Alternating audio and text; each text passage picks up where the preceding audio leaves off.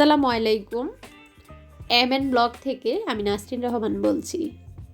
দূরে কাছে দেশে এবং দেশের বাহিরে যে যেখান থেকে আমার ভিডিও দেখছেন, আশা করি সবাই ভালো আছেন, সুস্থ আছেন। আলহামদুলিল্লাহ, আল্লাহর অশেষ রহমতে আমি আমার পরিবার নিয়ে ভালো আছি। ভিডিওটা শুরু করছি আজকে নাস্তা খাওয়ার পর থেকে। ছেলেকে নিয়ে স্কুল থেকে এসেছি, তো এসে মনে হলো আমার পাখিদেরকে আমি খাবার দেইনি।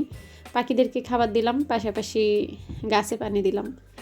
তো গাছগুলো একটু দেখিয়ে নিচ্ছি। আসলে শীতের দিন বারান্দায় তেমন আসা হয় না, জাস্ট পানি দেওয়ার জন্য আসি, মাঝে মাঝে একটু পরিষ্কার করে যাই, এই আর কি। আগের মতো বারান্দায় আর সময় কাটাই না, কেননা আমার বাসায় অনেক বাতাস আসলে। তো মাশাল্লাহ, অক্রালিস গাছগুলো দিন দিন সুন্দর হচ্ছে। সবগুলো অক্রালিস গাছ ভিডিও করেছি, পরবর্তী ভিডিওতে আমি দেখাবো আমার কোন টবের অক্রালিসগুলো কত সুন্দর হয়েছে।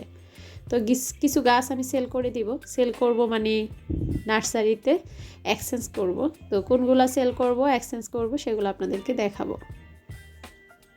তো স্কুল থেকে নিয়ে আসার সময় আমি সিঙ্গারা নিয়ে এসেছি। সিঙ্গারাগুলো খেতে খুবই মজা। একজন ভাবি নিয়াজদের ক্যান্টিনে সিঙ্গারাগুলা সেল করে। তো সিঙ্গারাগুলো আসলে খেতে দারুণ মজা। তো আমি একদিন খেয়েছিলাম, খেয়ে দেখলাম যে খুবই মজা, তাই বাসার সবার জন্য নিয়ে এসেছি। আর সাথে ভাবি একটা পিঠা দিয়েছে, বিবিখানা পিঠা, সেটা আসলে ফ্রি দিয়েছে। তো যাই হোক, সিঙ্গারা খাবো, খেয়ে আমি রান্না করতে যাব। আর সাথে আপনাদের জন্য সুন্দর একটি ডিআইওয়াই রেখেছি, যা আপনাদের খুবই উপকারে আসবে। আজকে ডিআইওয়াইটা আমার কাছেও খুব সুন্দর লেগেছে এবং খুবই সহজভাবে করেছি।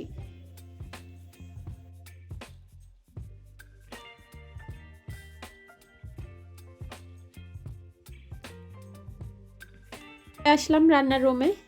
তো স্কুল থেকে আসার পথে আমি যখন সিঙ্গারা কিনেছিলাম, তখনই কিনেছি ডাটা আর হয়েছে এই যে আলু। আসলে এই আলুকে কি আলু বলে আমি জানি না, তবে আমরা এটাকে গ্রামে যখন ছিলাম তখন সবসময় মাটির নিচের আলু বলতাম। তো আমার প্রশ্ন হলো, সব আলুই মাটির নিচে হয়? দুয়ে এই গাছেই মানে যখন একটা আলু হয় সেটা হয়তো লতার মাঝে হয়, কিন্তু বেশি তো আলু মাটির নিচে হয়। তো ওইটার নাম মাটির নিচের আলু কেন আমি জানি না, তবে অনেকের মুখে শুনি এটা মোম আলু।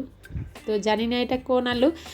আমার যেসব আপুরা নাম জেনে থাকেন আমাকে জানাবেন। তো আমি এটা কিভাবে রান্না করি সেটা একটু শেয়ার করতেছি। এটা প্রথমে আমি ধুয়ে কেটে নিয়েছি, তারপর দেখতেই পাচ্ছেন একটু পানি দিয়ে হলুদ আর লবণ দিয়ে এটাকে একটু ভাপ দিয়ে ফেলে দিয়েছি, কেননা এই আলুটা কিন্তু একটু আঠালো হয়। তো ভাপ দিয়ে একটু ফেলে দিলে আঠাটা চলে যায়। এখন আমি এখানে পেঁয়াজ তেলের মাঝে দিয়ে একটু ভেজে নিয়েছি। তারপরে এখানে জিরা আর রসুন একসাথে বেটে নিয়েছি, সেটা দিয়ে দিলাম, আর হলুদ গুঁড়া, মরিচ, লবণ দিয়ে এটা কষিয়ে নিয়েছি। তো চাইলে এখানে কুচু পেঁয়াজের জায়গায় আপনারা বাটা পেঁয়াজটাও ইউজ করতে পারেন। তো যখন আসলে আলুটা আমি ভাপ দিয়েছিলাম, দেখেছি যে এটা একটা কালো কালো কেমন জানি হয়ে গিয়েছে, মনে করেছি সিদ্ধ হবে না। পরে দেখলাম যে না, আলুগুলো এত সিদ্ধ হয়েছে কি বলবো, খেতেও দারুণ হয়েছিল। আলুতে দেওয়ার জন্য আমি এখানে শিং মাছ ভেজে নিয়েছি। তো এই আলুগুলো আসলে শিং মাছ বা হয়েছে শোল মাছ, টাকি মাছ, ইলিশ মাছ, এগুলো দিয়ে রান্না করলে ভালো লাগে। তো ফ্রিজে ইলিশ মাছ ছিল, কিন্তু আমার মনে হলো যে আমি শিং মাছ দিয়ে রান্না করব, তাই শিং মাছ দিয়ে রান্না করে নিলাম। এটা কষানোর পর আমি ঝোলের পানি দিয়েছি। যখন সেদ্ধ হয়েছে আমি মাছ দিয়ে ধনিয়া পাতা দিয়ে দিয়েছি। এখন কিন্তু আমি এটা উঠিয়ে ফেলবো, কেননা এর চেয়ে ঘন হয়ে গেলে পরে কিন্তু এটা যখন ঠান্ডা হয়ে যাবে একদম বসে যাবে। রান্না শেষ করে নামাজ পড়ে খাওয়া দাওয়া শেষ করে রেস্ট নিয়েছি। আসরের পর ডিআইওয়াই করতেছি। এখানে নিয়েছি আইসক্রিমের বক্সের একটা ঢাকনা।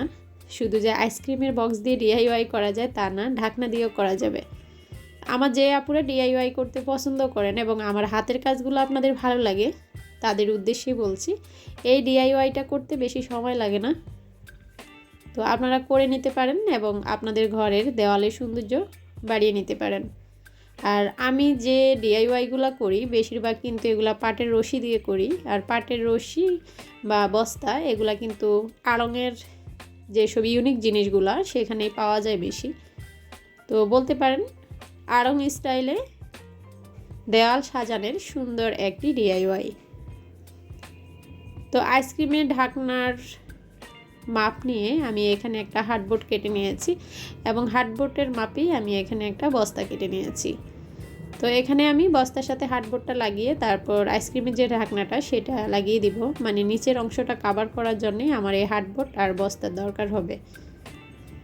তো আপনারা দেখতেছেন আমি বেশিরভাগ কিন্তু এখন এই আঠাটা ইউজ করি, যেটা একদমই আটকাবে না, সেটা আমি হট গ্লু গান ইউজ করি। এই আঠাটা একবার কিনে নিলে আসলে আমি যে কাজ করতেছি আজকে কয়েক মাস ধরে কাজ করতেছি, আঠাটা খুব ভালো। আর হট গ্লু গানের একটা স্টিক আসলে বিভিন্ন দোকানে 35 টাকাও রাখে, তো কিছু কিছু দোকান ছাড়া আর কিছু কিছু দোকানে এটা এখন 25 টাকা হয়ে গিয়েছে। তো সেটা আসলে বেশিক্ষণ লাগালে যারা কাজ করেন তারা জানেন যে এই আঠাটা দ্রুত শেষ হয়ে যায়। তো তার জন্য আসলে আমি সবসময় হট গ্লু গানটা করি না। যেমন আমি যে কাজটা করেছি সেটা যদি সম্পূর্ণ হট গ্লু গান দিয়ে করতাম তাহলে কিন্তু এখানে 2টা হট গ্লু গান আমার লেগে যেত। তো যাই হোক, এখন আমি উপরে যে অংশটা সেটা এর আঠা দিয়ে রশিটা চেপে চেপে লাগিয়ে নিয়েছি। প্রথম আপনার কাছে মনে হবে রশিটা হয়তো লাগতেছে না, কিন্তু পরক্ষণে দেখবেন যে রশিটা সুন্দর করে ফিট হয়ে যাচ্ছে। সাইডটা কভার করার জন্য আমি 3টা রশি নিয়ে বেনি করে নিয়েছি এবং সাইডটা সুন্দর করে লাগিয়ে দিয়েছি। যেতটুকু গ্যাপ ছিল সেখানে আমি 2-1টা রশি লাগিয়ে দিয়েছি অফ ক্যামেরায়। এখন আমি এখানে একটা 1 টাইমের কফি গ্লাস নিয়েছি। আপনারা চাইলে এখানে প্লাস্টিকের বোতলের একটা অংশ এভাবে কেটে নিতে পারেন, আর সেটাও আমি এভাবে রশি দিয়ে কভার করে নিব। বাস হয়ে গেল আমার ওয়াল হ্যাঙ্গিংটা বানানো। তো সময়ের অভাবে কপির যে নিচের সাইডটা সেটাতে দেওয়া হয়নি, অবসর সময় আমি সেটাও দিয়ে নিব। আমার ভিডিও কিন্তু শেষের দিকে চলে এসেছে, এখন আমি এটা ওয়ালে হ্যাং করে আপনাদেরকে দেখাচ্ছি।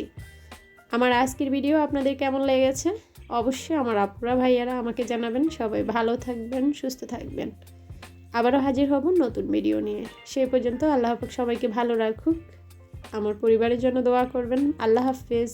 আসসালামু আলাইকুম।